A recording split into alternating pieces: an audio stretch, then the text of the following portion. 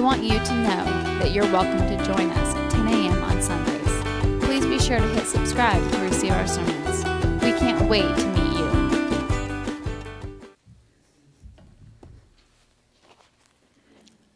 I'm going to try and fix this real fast. Please be seated.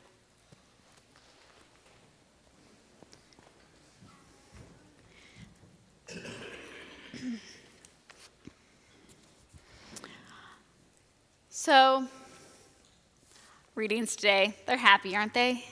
I mean, don't you just come away, it's just like this warm, fuzzy feeling like, I'm really glad I signed on to the Christian thing. It's great. Being a Christian's great. So let's dive into that a little bit more.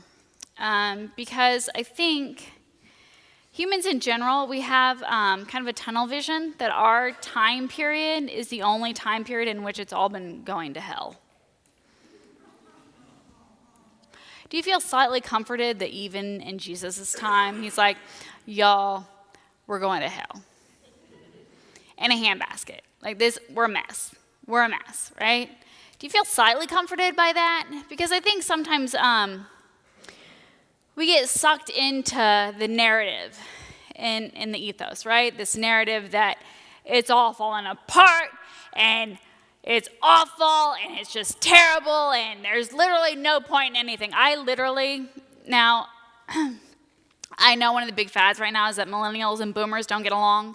I love y'all boomers, I do.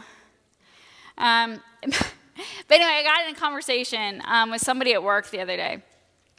And he's like, and I don't know what I was doing, some hippy-dippy thing that I always do. You know, I don't know, something. I was recycling something or whatever.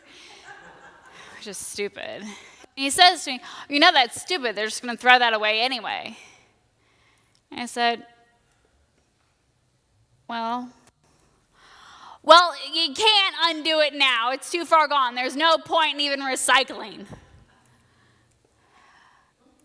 Okay. I'm just going to go over here with my metal straw in the corner and rock back and forth. It's fine. Thanks.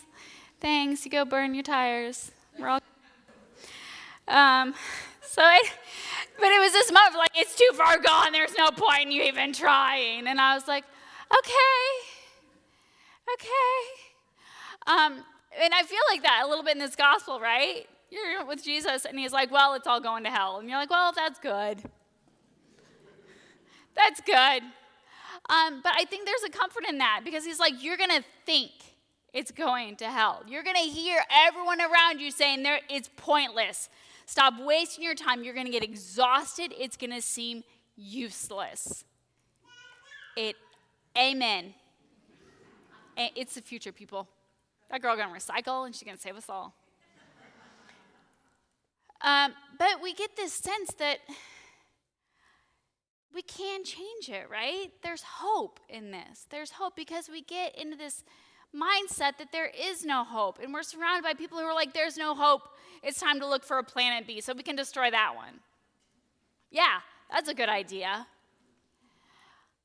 The Martians don't want us. They don't. They've been keeping an eye on this. And they're like, no, we're good. Keep the humans where they are. But this has been our entire world, y'all. And we get exhausted. And that's where Jesus comes in today. You're going to feel like it's pointless. You're going to be told that it's pointless. It's going to feel useless. Nation upon nation, you're going to be surrounded by people who are not doing anything. You look at poor Paul, and Paul's like, y'all ain't doing nothing. You can get the fact that Paul is getting really irritated. Because here's how Paul works. Paul goes from church to church. He's just a church planter. Why anyone would want to do that with their life, I really couldn't tell you. I know. I know. It's exhausting. Because here's what you do when you're a church planter. You go and you get these people all excited, and you're like, whoa, we're going to do these great things. They're like, yeah, we're going to do great things. And then you leave, and they're like, yeah, that was stupid. We don't want to do those things anymore. And then Paul gets a letter, and somebody at that church is like, so they've stopped doing the things. And Paul's like, oh my God, I told you to do the things. And so Paul writes back, and he's like, do the things. And they're like, we don't want to do the the things are stupid. And he's like, do the things anyway. And so this is the letter from Paul. That's the Meg version of the letter from Paul, but that's really what's going on here. He's very, very frustrated, right?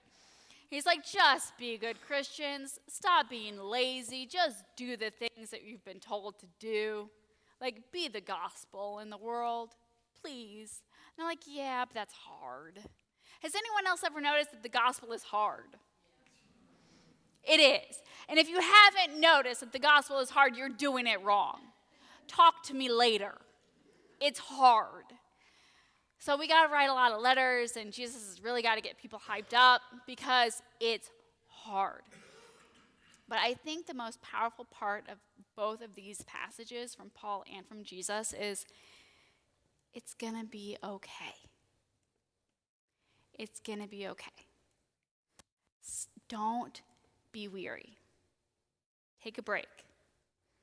Take a break. It's going to be okay. It feels overwhelming. It feels exhausting. It feels impossible. Does it ever feel impossible? If it doesn't feel impossible, talk to me later. You're doing it wrong. It's exhausting. It is exhausting being in this world. It's exhausting trying to do the things we are called to do. And we grow weary. And you want to know what? That's okay. It is okay. In fact, a sign that we're doing it is that sometimes we get weary.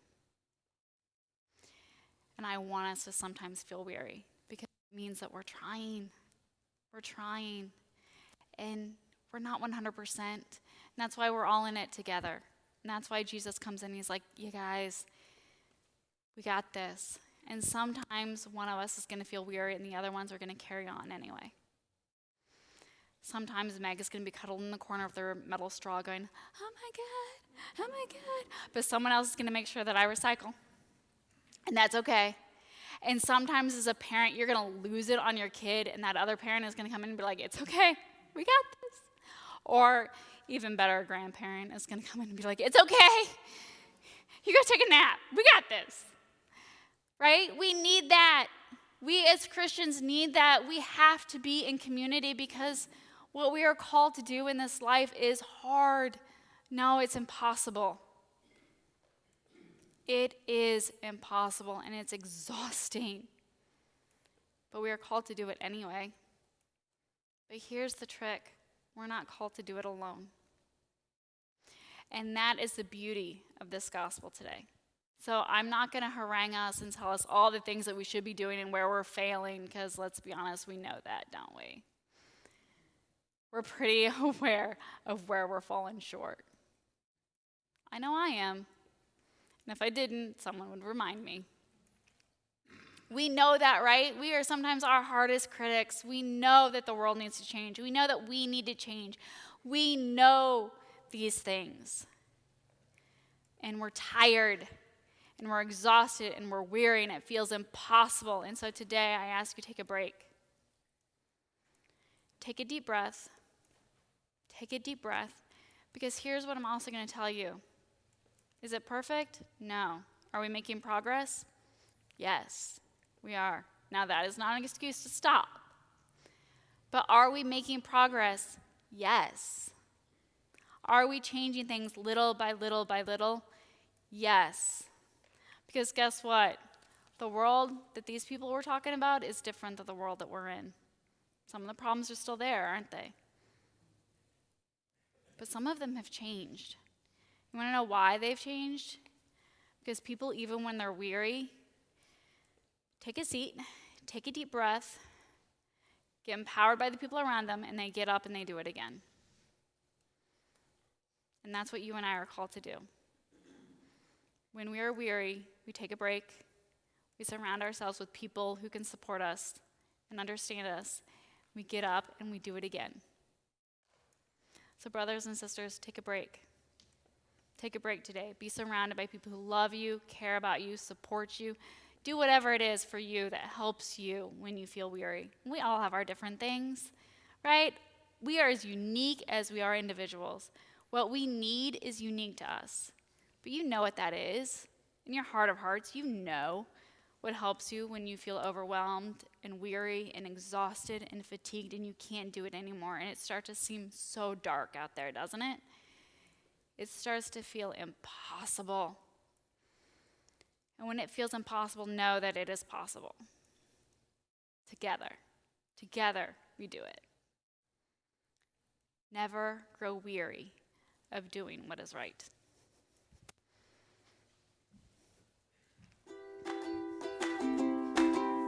We want you to know that you're welcome to join us at 10 a.m. on Sundays. Please be sure to hit subscribe to receive our sermons. We can't wait to meet you. We believe in one God, the Father, the Almighty, maker of heaven and earth.